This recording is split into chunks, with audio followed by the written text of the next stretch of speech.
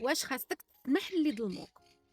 انا نقول لك العفو ماشي ضعف، ولكن حتى هو ماشي اجباري. كاين فرق كبير ما بين انك تسامح وما بين انك ترجع لنفس المشكل ونفس الاذى ونفس الالم. ماشي كل شيء خاصو يرجع لحياتك، وماشي كل شيء يستاهل فرصه ثانيه.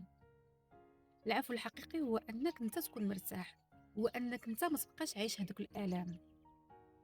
تقدر تسامح، اتفق معاك، ولكن تبقى محافظ على كرامتك.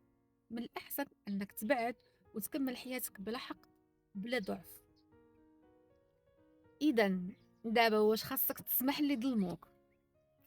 الحقيقة اللي ما كتعجبش بزاف ديال الناس هي لا، ماشي ضروري. علم النفس كيقول العفو ماشي قرار أخلاقي فقط، العفو حالة نفسية.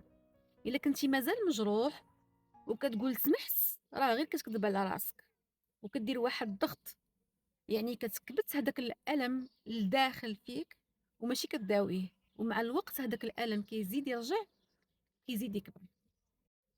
العفو الحقيقي ماشي أنك تنسى، العفو هو أنك توصل لواحد المرحلة اللي هي واخا كتفكر هذاك الشيء كامل اللي وقع لك ما كيأثرش فيك. عدم العفو ماشي دايما كيكون حقد، بعض المرات وكيكون احترام لنفسك لذاتك. الا ما كنتيش مستعد ولا ما كنتيش واجد انك تسامح، ما تضغطش على راسك، خدم على داك الالم اللي فيك الداخل ديالك اولا، ومن بعد غادي يجي العفو بوحدو، ولا من بعد غادي تعرف انك ما محتاجوش. سلام.